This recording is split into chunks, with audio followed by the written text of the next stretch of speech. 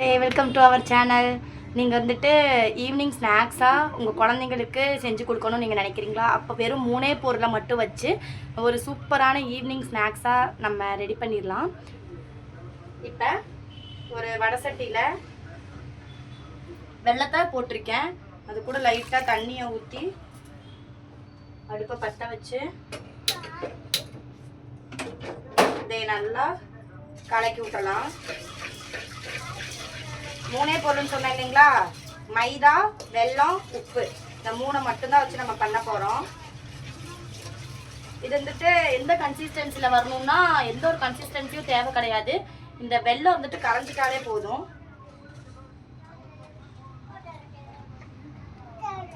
Okay, cover ஆகுதா? Okay, இது நல்லா கட்டி இல்லாமல் கலக்கி விட்டுக்கோங்க.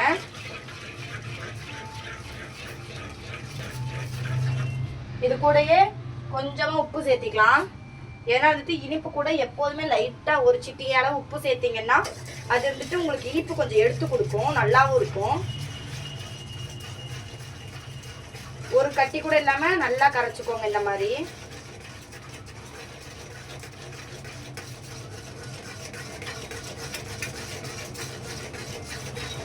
ரொம்ப ஈஸியாக 5 நிமிஷத்தில் செஞ்சு முடிச்சிடலாம். ஓகே, இப்போ வந்துட்டு அடுப்பு ஆஃப் பண்ணிடலாம். இப்போ என்ன பண்ணலான்னா மைதாவை கொட்டிக்கலாம். கொஞ்சம் மைதா தான் இருக்குது, எனக்கு வந்துட்டு ஒரு 1/2 டம்ளர் தான் வந்திருக்கும். இங்கே பாருங்க. ஓகே, அதுக்கப்புறம் நம்ம காய்ச்சி வச்சுருந்தோம் இல்லையா, அந்த பாவு காய்ச்சி வச்சோம் இல்லையா, அதைய இதுக்குள்ளார ஊற்றிக்கலாம். லைட்டாக தண்ணி போட்டுக்கலாம். இதில் ஒட்டி இருக்கு பாருங்க. மைதா வந்துட்டு கொஞ்சம் தண்ணியாகவே கரைச்சிக்கோங்க. இதை வந்துட்டு கட்டி முட்டி இல்லாமல் நல்லா இதுலேயே கலக்கி கொடுங்க.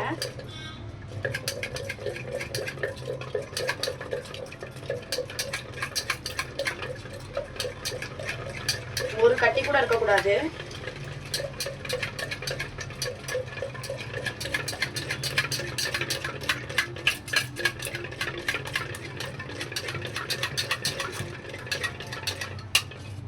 பாருங்க, நம்ம ஒரு கஞ்சியோ கூழோ வைப்ப பாருங்க, அந்த கன்சிஸ்டன்சிக்கு பாருங்க. ஓகே, இப்போ வந்துட்டு தேவையான அளவு எண்ணெய் ஊற்றிக்கலாம்.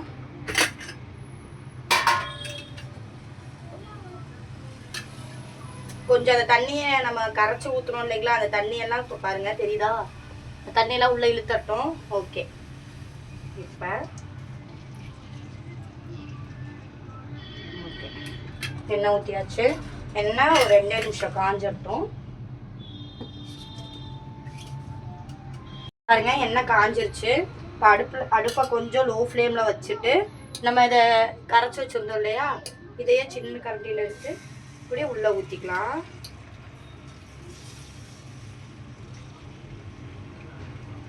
நம்ம ஊற்றுறனால ஒன்றோட ஒன்றா ஊற்றிக்கும். இப்போ அடுப்பை ஹை ஃப்ளேமில் வச்சுக்கலாம். பாருங்க, பபுள்ஸாக வருது பாருங்க,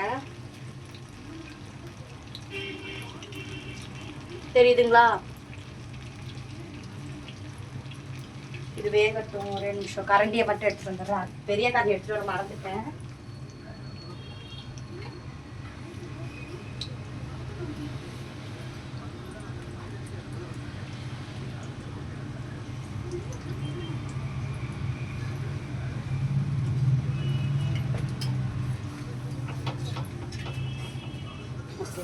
அடுப்பை ஹை ஃப்ளேமில் வச்சுட்டோம்.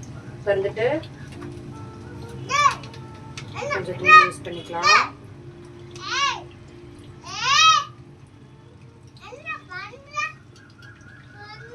இது நல்லா வேகணும். வெந்ததுக்கு அப்புறம் அதுவே ஆட்டோமேட்டிக்காக வரும். இங்க பாருங்க, உப்பி வருது பாருங்க.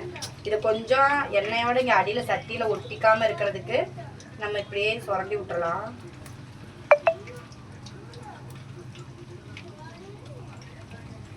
பேர் சுசியம்னு சொல்லுவாங்க.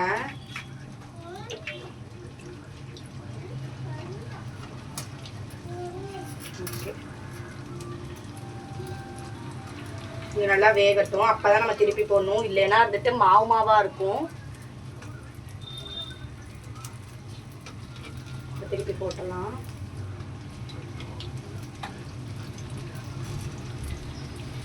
இது ஈவினிங் ஸ்நாக்ஸா குழந்தைங்களுக்கு கொடுக்கும் போது சூப்பரா விரும்பி சாப்பிடுவாங்க. ட்ரை பண்ணி பாருங்க. குழந்தைங்க தான் சாப்பிடணுமான்ட்டு கேட்டா கிடையாது, நம்மளும் சாப்பிடலாம். சரியான டேஸ்டா இருக்கும். வெறும் 3 பொருள் தான்.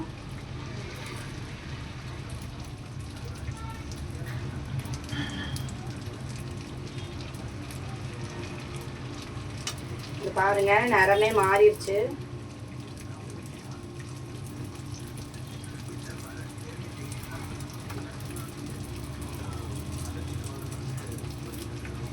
இந்த சூப்பரான சுசியா ரெடி ஆயிடுச்சு. இது ஆறும்போது சூப்பரா கிறிஸ்பியா இருக்கும். இங்க பாருங்க, இது ஆறிடுச்சு. சத்தம் கேக்குதுங்களா? சூப்பரா இருக்கு. நான் செஞ்சேன்றக்காக சொல்லல, நிஜமாலுமே உங்க வீட்டில் ஒரு டைம் ட்ரை பண்ணி பாருங்க. இது செஞ்சு பார்த்துட்டு எப்படி இருந்துச்சுன்னு சொல்லிட்டு எனக்கு கீழே கமெண்ட் பண்ணுங்க. உங்களுக்கு ஏலக்காய் வேணும்னா அதை பொடி பண்ணி கூட அந்த மாவு கூட நீங்க மிக்ஸ் பண்ணிக்கோங்க.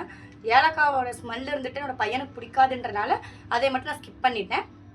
மிச்சப்படி டேஸ்ட் வைஸ் அதே டேஸ்ட் தான் இருக்கும். ஏலக்காவோட எசன்ஸ் போட்டிங்கன்னா கொஞ்சம் நல்லாயிருக்கும். அவ்வளோதான். இந்த வீடியோ பிடிச்சிருந்துச்சுன்னா மறக்காமல் லைக் பண்ணுங்கள், ஷேர் பண்ணுங்கள், கமெண்ட் பண்ணுங்கள். மறக்காமல் சப்ஸ்கிரைப் பண்ணிக்கோங்க. அந்த பெல் ஐக்கானே கிளிக் பண்ணிக்கோங்க. அப்போ தான் நான் போடுற வீடியோ ஒவ்வொன்றும் உங்களை வந்து சேரும். Keep supporting Aisha official.